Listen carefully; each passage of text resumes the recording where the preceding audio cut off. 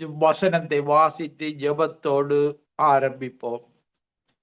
நாங்கள் எண்ணாகமம் 14ஆம் அதிகாரம் 8வது வசனம் சொல்லுகிறது. எண்ணாகமம் 14ஆம் அதிகாரம் 8வது வசனம், கர்த்தர் நம்மேல் பிரியமாயிருந்தால் அந்த தேசத்திலே நம்மை கொண்டு போய் பாலும் தேனும் ஓடுகிற அந்த தேசத்தை நமக்கு கொடுப்பார்.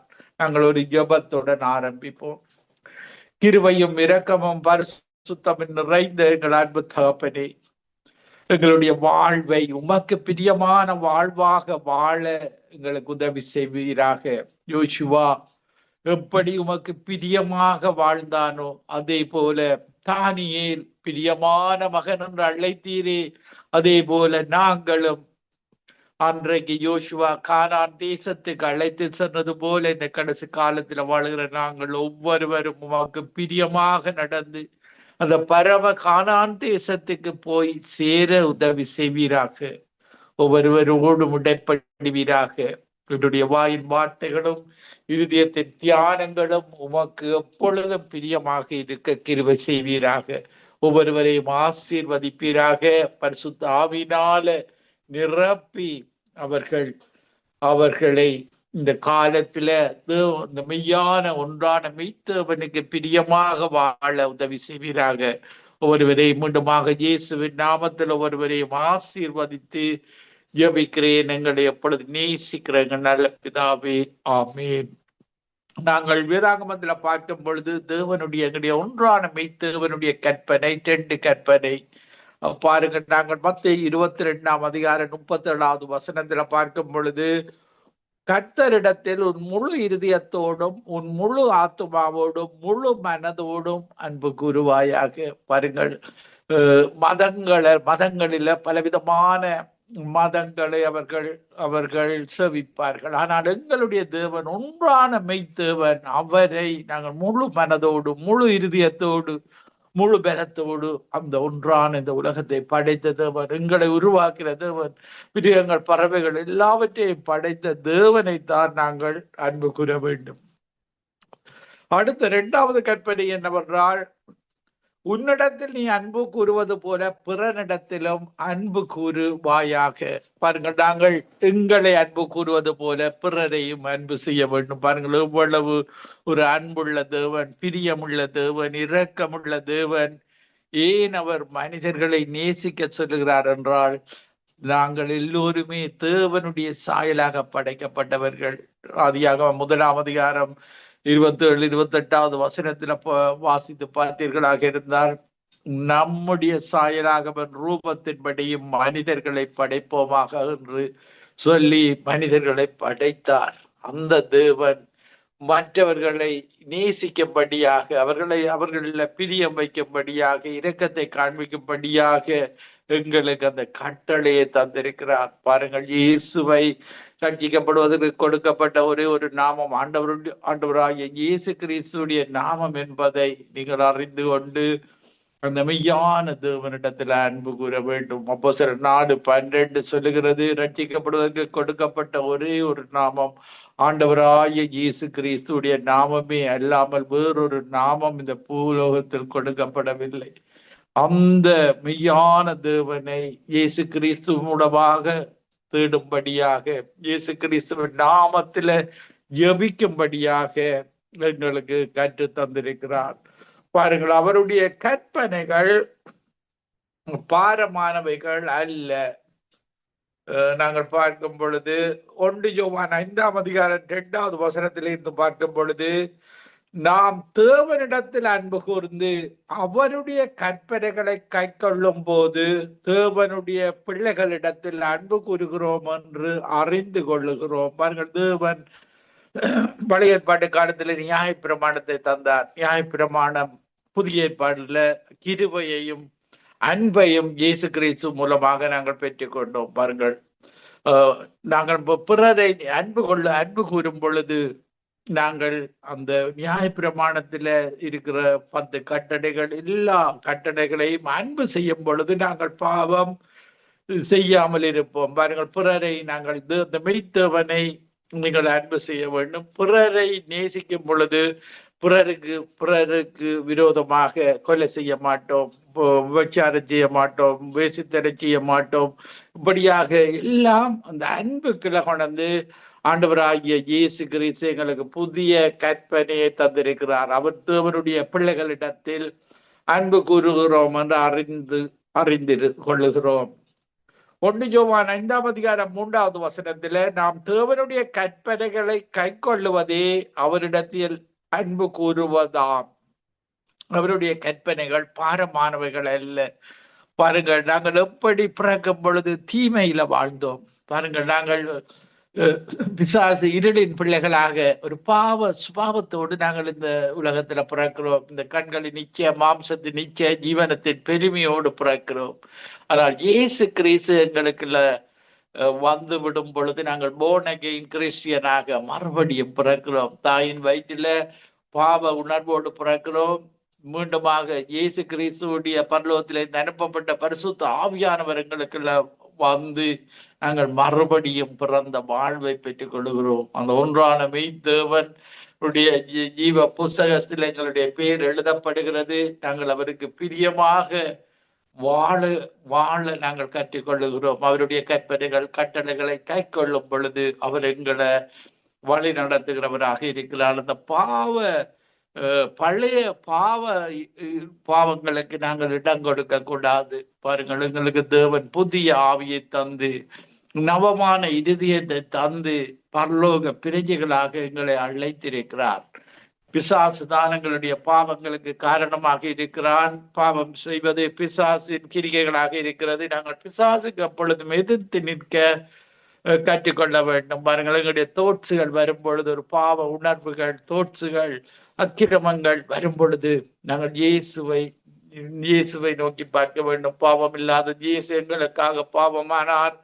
சாபம் இல்லாத இயேசு சாபமானார் சிலுவையில. அக்கிரமக்காரருக்காக பாருங்கள், ஒரு அக்கிரமம் கூட செய்யாத ஒரு என்னிடத்தில் பாவம் உண்டென்று உங்களில் யார் குற்றப்படுத்த கூடும் என்று பேசக்கூடிய ஒரே ஒருவர் ஆண்டவராகிய இயேசு கிறிஸ்து மாத்திரம்தான். மரணத்தின் அதிகாரியான சாத்தானையும் தன்னுடைய மரணத்தினால வெற்றி சிறந்தவர் ஆண்டவராகிய இயேசு கிறிஸ்து.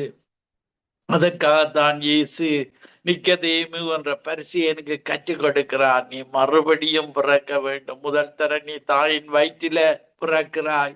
பாருங்க, நிக்கதேமு எப்படி நான் மீண்டுமாக தாயின் வயிற்றில போய் பிறப்பதாக என்று அறியாமல் வாழ்ந்து கொண்டிருக்கிறார். தாயின் வயிற்றில பிறப்பது பாவ சரீரத்தோடு நாங்கள் பிறக்கிறோம். மீண்டும் பரிசுத்த ஆவியானவரை பெற்று பரலோகத்திலே இந்த அனுப்பப்பட்ட பரிசுத்த ஆவியானவரை பெற்று பரலோக மறுபடியும் born again கிறிஸ்டியனாக நீங்கள் பெந்தெகோஸ்தே சபைகளுக்கு போய் தேவனை ஆராதித்து துதித்து அங்கு பரிசுத்த ஆவியானவர் இறங்கும் பொழுது உங்களை நிரப்புவார். சந்தலே இந்த உள்ளங்கால் வரை உங்களை நிரப்பி மறுபடியும் பிறந்த அனுபவத்தை தருவார். அதன் பின்பு உங்களுக்கு வேதாகமம் ஒரு தேனாக மாறும். நீங்கள் வேதாகமத்தை படிக்க தேன் எப்படி சுவைக்கிறதோ கர்த்தர் நல்லவர் என்பதை நீங்கள் ருசித்து பார்க்க முடியும். பாருங்கள், நாங்கள் கூட ரட்சிக்கப்படுவதற்கு முன்பாக வேதாகமம் ஒரு சாதாரண புத்தகம் போல நாங்கள் வாசித்த காலங்கள் உண்டு. ஆனால் அந்த பரிசுத்த ஆவியானவரின் அபிஷேகத்தை பெற்ற பின்பு அந்த புத்தகம் எங்களுக்கு தேனாக மாறியது. பாருங்கள், எங்களை நேசிக்க வைத்தது, பிரியம் வைக்க வைத்தது. தேவனுக்கு பிரியமாக அவருடைய கட்டளைகளை கைப்பிடித்து நடக்க எங்களுடைய வாழ்வு வளமாகிறது, தீமைகள் அகன்று போகிறது. இப்படியாக தேவனால் பிறப்பதெல்லாம் உலகத்தை ஜெயிக்கும். நம்முடைய விசுவாசமே உலகத்தை ஜெயிக்கிற ஜெயம். இந்த விசுவாசம் வேதாகமத்தில் நீங்கள் வைக்க வேண்டும். எந்த மனிதர்களை நீங்க வைக்க கூடாது, எந்த தேசத்திலே நீங்க வைக்க கூடாது. நான் விசுவாசிக்கிறவர் யார் என்று நான் அறிவேன். இயேசுவை விசுவாசிக்க வேண்டும், அவரை போக்கஸ் பண்ண வேண்டும், அவரை போல மாற வேண்டும். அதுதான் அவர்தான் இந்த உலகத்தை ஜெயித்தவர். இந்த உலகம் ஒரு ஓநாய்கள் வாழுகிற உலகம். இயேசு ஆட்டுக்குட்டியாக இந்த உலகத்துக்குள்ள தன்னுடைய சத்தியத்தை அறிவித்தார். பாருங்கள், சத்தியத்தை அறியுங்கள், சத்தியம் உங்களை விடுதலையாக்கும். அதே போல அவர் கற்றுத்தந்த வசனத்தின்படி நாங்கள் வாழும் பொழுது கர்த்தர் நம்மேல் பிரியமாயிருப்பார்.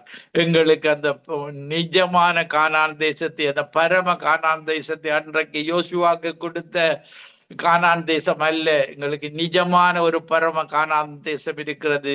இம்மைக்கு பிறகு மறுமையில அந்த மெய்யான தேவனோடு நித்திய நித்தியமாக வாழுகிற வாழ்வு, கவலை இல்லாத, கண்ணீர் இல்லாத, துக்கம் இல்லாத, மரணமே இல்லாத ராட்சியத்துல வாழுகிற வாழ்வு. இந்த வாழ்வை நீங்கள் யாரும் இழந்து விடக்கூடாது. மக்கள் தவறான மதங்கள், மக்கள் எல்லாரும் தவறாக வழிநடத்துவார்கள். நீங்கள் வேதாகமத்தை எடுத்துக் கொள்ள வேண்டும். ஆதியிலே யோவான் 1:1 சொல்லுகிறது, ஆதியிலே வார்த்தை இருந்தது, வார்த்தை தேவனிடத்திலே இருந்தது, அந்த வார்த்தை தேவனாக இருந்தது. இந்த வார்த்தையானவர் மாம்சமாகி இயேசுவாக வாழ்ந்து காட்டினார். வார்த்தையின்படி நாங்கள் நாங்கள் வார்த்தையின்படி வாழும் பொழுது நாங்கள் இயேசுவாக மாறுகிறோம்.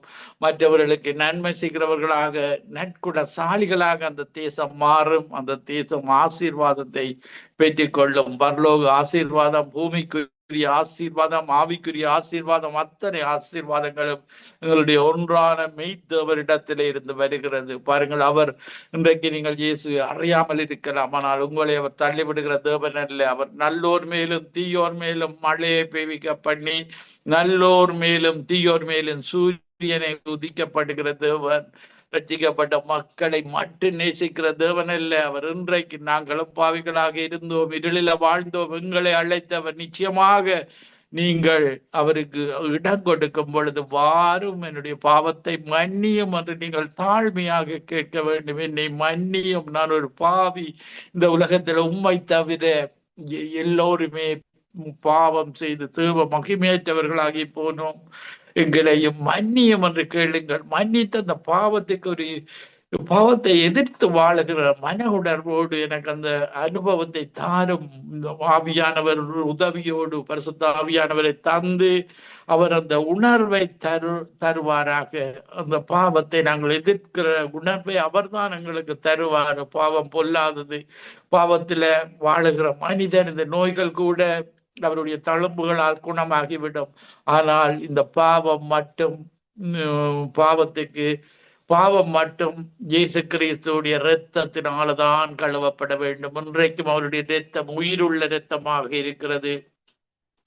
நாங்கள் பார்க்கும் பொழுது எண்ணாகமம் 14ஆம் அதிகாரம் 8வது வசனத்தை பார்த்தோம். கர்த்தர் நம்மேல் பிரியமாயிருந்தால் அந்த தேசத்தில் நம்மை கொண்டு போய் பாலும் தேனும் ஓடுகிற அந்த தேசத்தை நமக்கு கொடுப்பார். இப்படியாக யோசுவா, காலேப், அந்த பிள்ளைகள் எல்லாரும் அந்த கானான் தேசத்தை போய் சேர்ந்தார்கள். இன்றைக்கும் இந்த கடைசி காலத்தில உண்மையோடும் உத்தமத்தோடும் பரிசுத்தத்தோடும் அந்த ஒன்றான மெய்த்தேவனை தேடுகிறவர்களுக்கு, இயேசுவை இரட்சகராக ஏற்றுக்கொண்டவர்களுக்கு அவர் இந்த பரம கானான் தேசத்தை தருகிற தேவனாக இருக்கிறார். பாருங்கள், நீங்கள் இயேசுவை அறியாதவர்களாக இருக்கலாம், ஆனால் அந்த இயேசுவுக்கு விரோதமாக நீங்கள் கலகம் செய்யாதபடி இருக்க வேண்டும். கலகம் செய்யக்கூடாது. பாருங்கள், நாங்கள் ஆராதிக்கிற தேவன் மெய்யான தேவன்.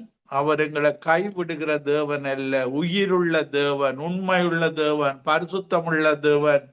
எண்ணாகமம் 14ஆம் அதிகாரம் 9வது வசனம் சொல்லுகிறது, கர்த்தருக்கு விரோதமாக மாத்திரம் கலகம் பண்ணாதிருங்கள்.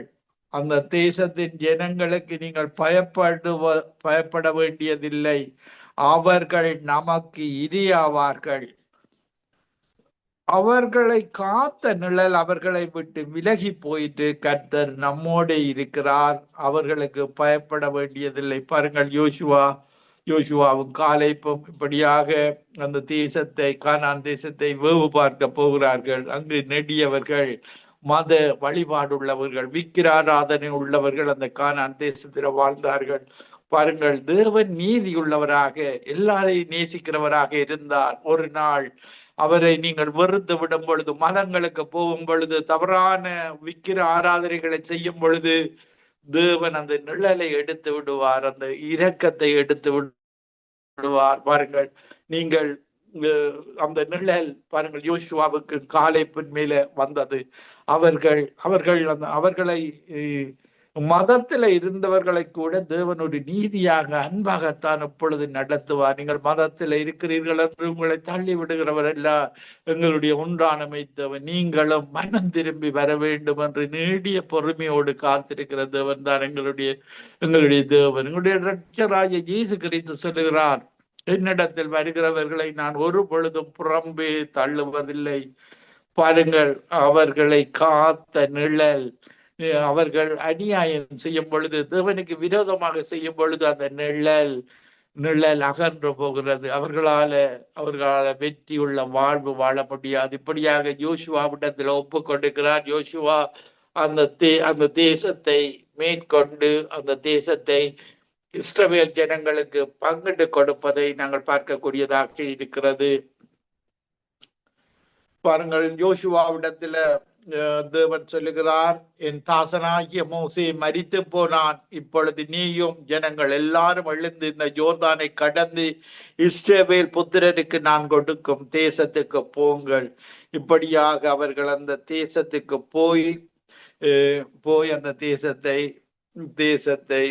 கைப்பற்றி கொண்டார்கள். பாருங்கள், யோசுவாவுக்கு தேவன் இந்த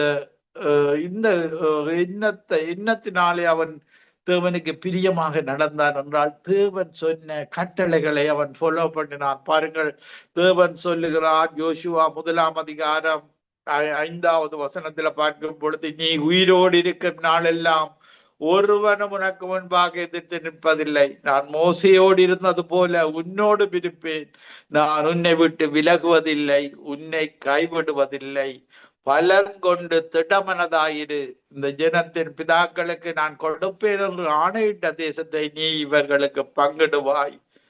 பாருங்கள், அடுத்த வசனத்திலே பார்க்கும் பொழுது, என் தாசனாகிய மோசே உனக்கு கற்பித்த நியாயப்பிரமாணத்தின் படியெல்லாம் செய்ய கவனமாயிருக்கும்படி மிகவும் பலங்கொண்டு திடமனதாயிரு. நீ போகும் இடமெல்லாம் புத்திமானாய் நடந்து கொள்ளும்படி அதை விட்டு வலது இடது புறம் விலகாதிருப்பாயாக. பாருங்கள், எங்களுடைய பார்வை ஒன்றான மெய்த்தேவனுடைய பார்வையாக இருக்க வேண்டும். எங்களை உலகத்தை படைத்த, சூரியனை படைத்த தேவனை, சந்திரனை படைத்தவரை இயேசு கிறிஸ்து மூலமாக நாங்கள் அந்த ஒன்றான மெய்த்தேவனை தேட வேண்டும். மதங்கள் இழுக்கும் வலது பக்கம் இடது பக்கம் மனிதர்கள் இழுப்பார்கள். தவறான பணங்களை, தவறான வியாபாரங்களை காட்டி எங்களுடைய வாழ்வு எப்பொழுதும் தேவனுக்கு பிரியமாக வாழ வேண்டும். பாருங்கள், அடுத்த வசனத்தை தான் நீங்கள் கவனிக்க வேண்டும். யோசுவா 1 அதிகாரம் 8வது வசனத்துல, இந்த நியாயப்பிரமாண புஸ்தகம் வாயை விட்டு பிரியாதிருப்பதாக,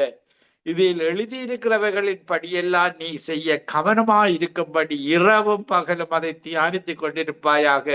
அப்பொழுது நீ உன் வழியை வாய்க்க பண்ணுவாய், அப்பொழுது புத்திமானாக நடந்து கொள்வாய். பாருங்க, நியாயப்பிரமாண புஸ்தகம் உன் வாயை விட்டு, உன் இருதயத்தை விட்டு பிரியாதிருக்க வேண்டும். அதை செய்ய கவனமாக இருக்க வேண்டும். இரவும் பகலும் தியானமாயிரு. இப்படியாக யோசுவா செய்ததன் நிமித்தம் பாருங்கள், யோசுவா தேவனுக்கு பிரியமாக நடந்து அந்த தேசத்தை பங்கிட்டு கொடுப்பதை நாங்கள் பார்க்கக்கூடியதாக இருக்கிறது. இப்படியாக பலங்கொண்டு திகையாமல் பயப்படாமல் இருந்து இப்படியாக 3 நாளைக்குள்ள யோர்தானை கடந்து போவீர்கள் என்று தேவனுடைய வார்த்தையின்படி தேவன் யோர்தானை பின்னிட வைத்து அந்த தேசத்துக்கு கூட்டி சென்றதை நாங்கள் பார்க்கக்கூடியதாக இருக்கிறது. தேவன் மேல நாங்கள் நம்பிக்கை வைக்க வேண்டும். பாருங்கள், தாவீதை நாங்கள் பார்க்கும் பொழுது, கோலியாத் வரும் பொழுது பாருங்கள், அவன் பெலிஸ்தியனாக இந்த இஸ்ரவேல் இராணுவத்துக்கு விரோதமாக வருகிறான். ஆனால் தாவீது இந்த ஒன்றான மெய்த்தேவனில் உள்ள தேவனுடைய கரத்துல இருந்ததை நாங்கள் பார்க்கக்கூடியதாக இருக்கிறது. இப்படியாக அவன் பாருங்கள், தாவீதை தேவன் அந்த ஆடு மேய்க்கும் பொழுது அவனுக்கு அந்த பயிற்சியை கொடுக்கிறார். பாருங்கள், எப்படி பயிற்சியை கொடுக்கிறார் என்றால், 1 சாமுவேல் 17 அதிகாரம் 34வது வசனத்திலே, தாவீது சவுலை பார்த்து, உம்முடைய அடியான் என் தகப்பனுடைய ஆடுகளை மேய்த்து கொண்டிருக்கிற போது ஒரு விசை ஒரு சிங்கமும் ஒரு விசை ஒரு கரடியும் மந்தையில் இருக்கிற ஒரு ஆட்டை பிடித்து கொண்டது. நான் அதை தொடர்ந்து போய் அதை படித்து அதன் வாய்க்கு தப்புவித்தேன். அது என் மேல் பாய்ந்த போது நான் அதன் தாடியை பிடித்து அதை அடித்து கொன்று போட்டு விட்டேன். அந்த சிங்கத்தையும் அந்த கரடியையும் உம்முடைய அடியானாகிய நான் கொன்றேன். விருத்த சேதனமில்லாத இந்த பெலிஸ்தியனும் இவைகளில் ஒன்றை போல் இருப்பான். அவன் ஜீவனுள்ள தேவனுடைய சேனைகளை நிந்தித்தானே என்றான். எங்களுடைய தேவன் உயிருள்ள தேவன், ஜீவனுள்ள தேவன், ஒன்றான மெய்த்தேவன். பாருங்கள், இந்த தேவர்களுக்கு எல்லாம் தேவாதி தேவனாக, கர்த்தாதி கர்த்தராக, பெரியவராக இருப்பவர் எங்களுடைய தேவன். இன்றைக்கு மதங்களை நம்பி, இந்த வீணான மாயைகளை நம்பி இன்றைக்கு மனிதர்கள் மரித்து நரகத்துக்கு போய் கொண்டிருக்கிறார்கள். இயேசு எல்லாரையும் அழைக்கிறார். அன்புள்ளவராக, இரக்கமுள்ளவராக, அந்த இந்து மகனுக்கு நான் உதவி செய்ய வேண்டும், முஸ்லிம் மகனுக்கு உதவி செய்ய வேண்டும், புத்த இப்படியாக மதமே இல்லை என்ற மனிதனுக்கு, ஏனென்றால் அவன் என்னுடைய சாயலாக படைக்கப்பட்டவனுக்கு நான் உதவி செய்ய வேண்டும் என்று சொல்லி தேவன் அழைக்கிறார். இப்படியான தேவன் தான் எங்களுடைய தேவன். பாருங்கள், நாங்கள் 1 சாமுவேல் 17ஆம் அதிகாரம் 37வது வசனத்திலே, பின்னும் தாவீது என்னை சிங்கத்தின் கைக்கும் கரடியின் கைக்கும் தப்புவித்த கர்த்தர் இந்த பெலிஸ்தியனுடைய கைக்கும் தப்புவிப்பார் என்றான். அப்பொழுது சவுல் தாவீதை பார்த்து, போ, கர்த்தர் உன்னோடே இருப்பார். இப்படியாக அவன் போய் தன்னுடைய 5 கூழாங்கல்லுடனும் கவனுடனும் போய் அவனை மேற்கொண்டதை நாங்கள் பார்க்கக்கூடியதாக இருக்கிறது. தேவன் தாவீதோடு இருக்கும் பொழுது, தேவனுக்கு பிரியமாக தாவீது நடந்த பொழுது, பாருங்கள், அவனிடத்துல அந்த கோலியாத்தை ஒப்பு கொடுத்ததை நாங்கள் பார்க்கக்கூடியதாக இருக்கிறது. இப்படியான தேவன் தான் எங்களுடைய தேவன். பாருங்கள், இப்படியாக தாவீது சொல்லும் பொழுது, நாங்கள் 1 சாமுவேல் 17ஆம் அதிகாரம் 46வது வசனத்திலே, இன்றைய தினம் கர்த்தர் உன்னை என் கையில் ஒப்பு கொடுப்பார். நான் உன்னை கொன்று உன் தலையை உன்னை விட்டு வாங்கி பெலிஸ்தருடைய பாளையத்தின் பிணங்களை இன்றைய தினம் ஆகாயத்து பறவைகளுக்கும் பூமியின் காட்டு மிருகங்களுக்கு கொடுப்பேன். அதனால் இஸ்ரவேலில் ஒரு தேவன் ஒருவர் உண்டு என்று பூலகத்தார் எல்லாரும் அறிந்து கொள்வார்கள். இஸ்ரவேலின் தேவன் தான் மெய்யான தேவன் என்பதை இந்த உலகத்தார் அறிந்து கொள்வார்கள். இப்படியாக தாவீதுக்கு வெற்றியை கொடுத்து வழி நடத்தினதை நாங்கள் பார்க்கக்கூடியதாக இருக்கிறது. பாருங்கள், தானியேலை நாங்கள் பார்க்கும் பொழுது, தானியேல் தேவனுக்கு பிரியமானவனாக இருந்தான். பாருங்கள், அவன் தன்னுடைய மக்களுக்காக, மக்கள் செய்த பாவங்களுக்காகவும் அவன் ஜெபம் பண்ணுவதை நாங்கள் பார்க்கக்கூடியதாக இருக்கிறது. உபவாசம் பண்ணி அவன் ஜெபம் பண்ணுகிறவனாக, தேவனுக்கு பிரியமானவனாக இருந்தது நிமித்தம் தானியேலுக்கு தரிசனங்களை விளக்கப்படுத்துகிற அந்த ஞானத்தை தேவன் கொடுத்தார். பாருங்கள், நாங்கள் தானியேல் 9ஆம் அதிகாரம் 3வது வசனத்திலே இருந்து பார்க்கும் பொழுது, நான் உபவாசம் பண்ணி இரட்டிலும் சாம்பலிலும் உட்கார்ந்து தேவனாகிய ஆண்டவரை ஜெபத்தினாலும் விண்ணப்பங்களினாலும் தேட என் முகத்தை அவருக்கு நேராக்கி என் தேவனாகிய கர்த்தரை நோக்கி ஜெபம் பண்ணி பாவ அறிக்கை செய்து, ஆண்டவரே, உண்மையில் அன்பு கூர்ந்து உம்முடைய கற்பனைகளை கை கொள்ளுகிறவர்களுக்கு உடன்படிக்கையும் கிருபையை காக்கிற மகத்துவமும் பயங்கரமான தேவனே, நாங்கள் பாவம் செய்து அக்கிரமக்காரராய் இருந்து துன்மார்க்கமராய் நடந்து கலகம் பண்ணி உம்முடைய கற்பனைகளையும் உம்முடைய நியாயங்களையும் விட்டு அகன்று போனோம். இப்படிதான் ஜெபம் பண்ண வேண்டும். நான் இந்த மதத்தில் இருந்தேன், இந்த பாவ வாழ்வில் இருந்தேன். நீங்கள் மனிதர்களுக்கு சொல்லக்கூடாது, அந்த ஒன்றான மெய்த்தவனிடத்தில் இப்படியான ஒரு மதத்தில் இருந்தேன், இப்படியான ஒரு பாவ வாழ்விலே வாழ்ந்தேன், ஒரு ஊழியான சேற்றில் இருந்தேன், விபச்சாரம், வேசித்தனம், குடிப்பழக்கம், இது இப்படியான பாவ பழக்கங்கள் இருந்தேன். இயேசுவே, என்னை மன்னியும், உம்முடைய இரத்தத்தினாலே என் பாவங்களை கழுவி விடும், உம்மை இரட்சகராக ஏற்றுக்கொள்கிறேன், உம்முடைய ஆவியின் அபிஷேகத்தை தாரும், படியாக நீங்க ஒரு பெந்தெக்கோஸ்தல் சபையில போய் இந்த அபிஷேகத்தை பெற்றுக் கொள்ளலாம். ஒரு வேதாகமத்தை வேண்டி நீங்கள் புதிய ஏற்பாட்டை படியுங்கள். படிக்க படிக்க தேவன் உங்களோடு இடைப்படுவார். அவர் ஒருவரையும் தள்ளிவிடுகிற தேவன் அல்ல. பாவ அறிக்கை தான் எங்களுடைய தேவனுக்கு. அறியாத காலங்களில் பாருங்கள், நாங்கள் இருளின் பிள்ளைகளாக நாங்கள் கூட இருளில வாழ்ந்தோம். இருளின் பிள்ளைகளாக, பிசாசின் பிள்ளைகளாக ரட்சிப்படுவதற்கு முன்பாக பாருங்கள், நாங்கள் ஒளியின் பிள்ளைகளாக. இன்றைக்கு இயேசு தான் இந்த உலகத்தின் ஒளியாக இருக்கிறார். சத்தியத்தை அறியுங்கள், சத்தியம்தான் உங்களை விடுதலையாகும்படியாக நாங்கள் இருளில் இருந்த எங்களை ஒளிக்கு அழைத்தவர் உங்களை நிச்சயமாக அந்த ஒளிக்கு அழைத்து அவருடைய ராட்சியத்தில் வாழுகிற வாழ்வை உங்களுக்கு தருகிறவராக இருக்கிற. இதற்காகத்தான் இந்த நித்திய வெளிச்சம் சங்கமம் ரேடியோ இந்த பூமியில் உள்ள சகல ஜாதிகளுக்கும் இந்த சுவிசேஷம் பிரசங்கிக்கப்பட வேண்டும் என்று கட்டளையிட்டிருக்கிறார். பாருங்கள், இப்படியாக பாருங்கள், தாவீது ஜெபம் பண்ணும் பொழுது உமது நாமத்தினாலே எங்கள் ராஜாக்களோடும் எங்கள் பிரபுக்களோடும் எங்கள் பிதாக்களோடும் தேசத்தினுடைய சகல ஜனங்களோடும் பேசின தீர்க்கதரிசிகளாகிய உம்முடைய ஊழியக்காரருக்கு செவி கொடாமல் போனோம். பாருங்கள், தானியேல் ஜெபம் பண்ணுகிறார், எங்களுடைய சமூகம் செவி கொடாமல் போனது. உம்முடைய ஊழியக்காரருக்கு நீங்களும் அவரிடத்துல சொல்ல, ஆண்டவரே உம்முடைய வசனங்கள் அறிவிக்கப்படும் பொழுது இந்த ரேடியோ இந்த ஊடகங்களுக்கூடாக நான் செவி கொடாமல் போனேன், என்னை மன்னியும் என்று சொல்லி அவரிடத்துல ஜெபிக்கும் பொழுது பாருங்கள், ஆண்டவரே நீதி உமக்குரியது, உமக்கு விரோதமாக செய்த துரோகத்தின் நிமித்தம் உம்மாலே சமீபமும் துறவுமான எல்லா தேசங்களிலும் துரத்தப்பட்டிருக்கிற யூத மனுஷரும் எருசலேமின் குடிகளும் சகல இஸ்ரவேலருமாகிய நாங்கள் இந்நாளில் இருக்கிறபடியே வெட்கம் எங்களுக்கே உரியது. பாருங்கள், இப்படியாக யூத மக்கள் பாவம் செய்து பாருங்கள் உலகத்தில் எல்லா தேசங்களிலேயும் பரப்பி விட்டார்கள். இன்றைக்கு யூத மக்களுக்கு பின்பாக இன்றைக்கு எங்களைத்தான், தமிழ் மக்களைத்தான் இன்றைக்கு தேவன் உலகம் முழுக்க பரவி இருக்கிறார்.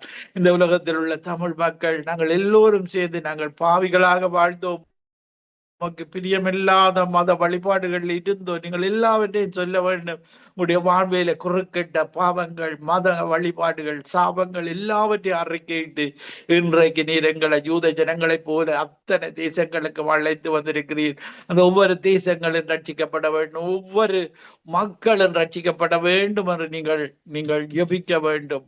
இப்ப இதற்காகத்தான் அவர் இந்த எல்லா தேசங்களிலேயும் இன்றைக்கு தமிழ் மக்களை அழைத்து சென்றிருக்கிறார்.